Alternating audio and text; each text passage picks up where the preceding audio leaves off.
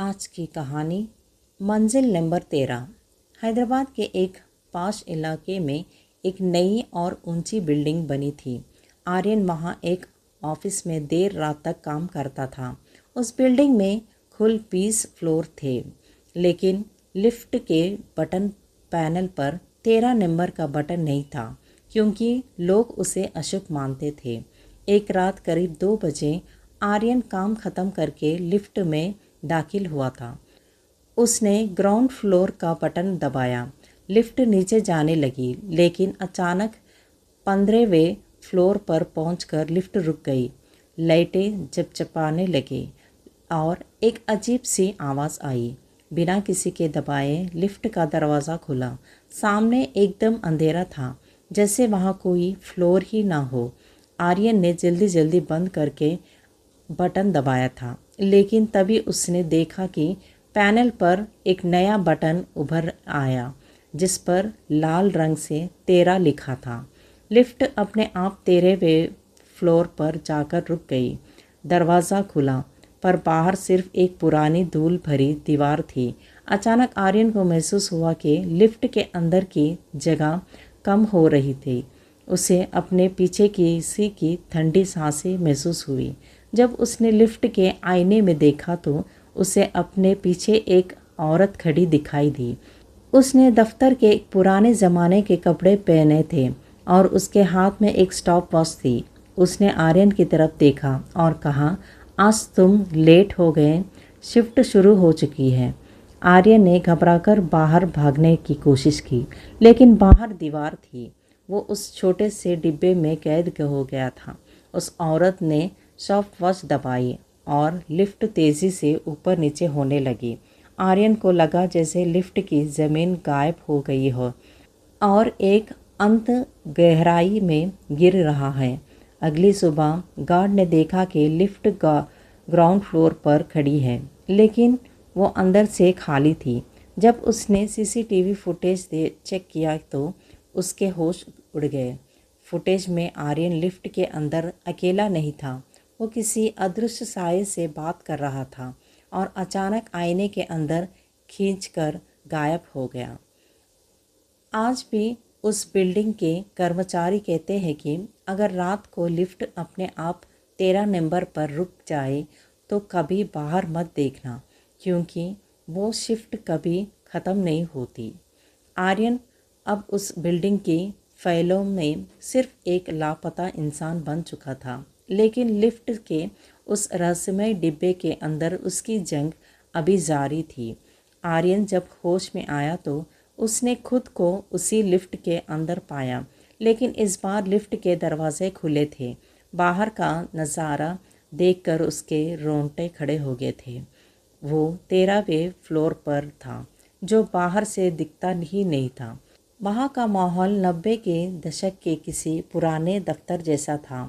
पुराने कंप्यूटर, चारों तरफ बिखरी फाइलें और धीमी पीली रोशनी। उस फ्लोर पर कई लोग बैठकर काम कर रहे थे। सबकी गर्दनें झुकी हुई थी और उनके टाइप करने की आवाज़ें पूरे हॉल में गूंज रही थी। आर्यन ने एक आदमी के कंधे पर हाथ रखा। भाई साहब, बाहर निकलने का रास्ता कहाँ है? जैसे ही उस आदमी ने मुड़कर देखा, आर्यन पीछे हट गया। उस आदमी की आंखें सीली हुई थी और उसके चेहरे पर खाल की जगह कागज़ चिपकने हुए थे। उसने फटी हुई आवाज़ में कहा, काम पूरा करो वरना छुट्टी नहीं मिलेगी। तभी वही औरत फिर से सामने आई। उसने अपनी स्टॉप वॉच आर्यन के सामने की। उसमें समय पीछे की तरफ चल रहा था। उसने कहा, अगर ये समय 0 होने से पहले तुमने अपनी फाइल नहीं ढूंढी तो तुम भी इन्हीं ही की तरह हमेशा के लिए यहाँ के परमानेंट स्टाफ बन जाओगे। आर्यन समझ गया कि ये कोई दफ्तर नहीं, बल्कि उन लोगों की कैद है जो काम के बोझ और तनाव के कारण यही दम तोड़ चुके थे। वो अपनी फाइल ढूंढने के लिए पागलों की तरह अलमारियों को पलटने लगा। फाइलों के ढेर में उसे एक पुरानी डायरी मिली। उसमें लिखा था, 13वें फ्लोर कोई जगह नहीं, एक सोच है जो डर गया वो रह गया। लिफ्ट का बटन दबाने से नहीं बल्कि डर छोड़ने से रास्ता खुलेगा। तभी स्टॉप वॉच में आखिरी के 10 सेकंड बचे थे। वो औरत अपनी डरावनी हंसी के साथ आर्यन की तरफ बढ़ने लगी। उसके नाखून लंबे और नुकीले होने लगे थे। आर्यन ने देखा कि लिफ्ट के दरवाजे बंद हो रहे थे। वो भागकर लिफ्ट की तरफ बढ़ा, लेकिन उस औरत ने उसका पैर पकड़ लिया। उसने उसे घसीट कर हुए वापस उस अंधेरे दफ्तर की ओर ले जाना शुरू किया। आर्यन ने अपनी पूरी ताकत लगाई और लिफ्ट के अंदर लोग आपातकालीन अलार्म को ज़ोर से दबाया। अलार्म की आवाज़ से वो औरत चिल्लाने लगी जैसे उसे उस शोर से तकलीफ़ हो रही है। अलार्म की गूंज इतनी तेज़ थी कि 13वें फ्लोर की दीवारें कांच की तरह झटकने लगी। वो औरत अपना चेहरा हाथों से ढक कर चीखने लगी क्योंकि उस शोर ने उस सन्नाटे को तोड़ दिया था जिसमें वो सालों से रास कर रही थी। आर्यन ने महसूस किया कि जैसे ही अलार्म बजा उस फ्लोर के बाकी कर्मचारी भी अपनी सीटों से खड़े हो गए। उनकी सीली हुई और आंखें खुलने लगी थीं और वे सब लिफ्ट की ओर बढ़ने लगे। वे मदद नहीं चाह रहे थे बल्कि वे आर्यन को अपने साथ उस अंतहीन काम में खींच लेना चाहते थे। आर्यन लिफ्ट के अंदर तो घुस गया लेकिन दरवाज़ा बंद नहीं हो रहा था। उस औरत का हाथ दरवाजे के बीच में फंस गया। उसके हाथ की खाल किसी पुराने कागज़ की तरह झड़ने लगी और नीचे से सिर्फ खाली हड्डियां दिखाई देने लगी।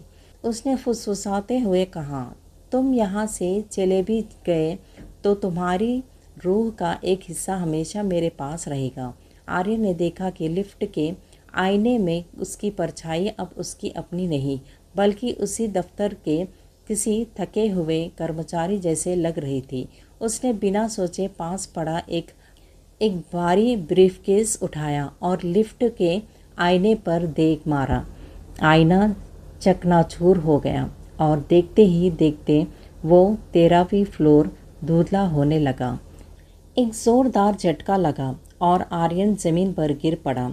जब उसने आंखें खोली तो लिफ्ट का दरवाज़ा खुला था और वो बिल्डिंग के पार्किंग लॉट में था। सुबह की ताज़ा हवा चल रही थी और परिंदों की आवाज़ आ रही थी। वो पागलों की तरह बिल्डिंग से बाहर भागा और अपनी कार में बैठकर घर पहुंच गया। उसने कसम खाई कि वो उस बिल्डिंग में दोबारा कभी कदम नहीं रखेगा। कुछ दिनों बाद आर्यन एक नए दफ्तर में काम करने लगा। वो अब सब भूल चुका था। एक दिन जब वो अपने नए ऑफिस की लिफ्ट में चढ़ा तो उसकी नज़र लिफ्ट के चमकते हुए स्टील के पैनल पर पड़ी। उसने देखा कि उसके चेहरे पर नीली स्याही के कुछ निशान थे, जैसे किसी ने उसके चेहरे पर दफ्तर की मोहर लगा दी हो। जब उसने उसे पोंछने की कोशिश की तो उसे एहसास हुआ कि वे निशान उसकी खाल के ऊपर नहीं बल्कि खाल के अंदर थे।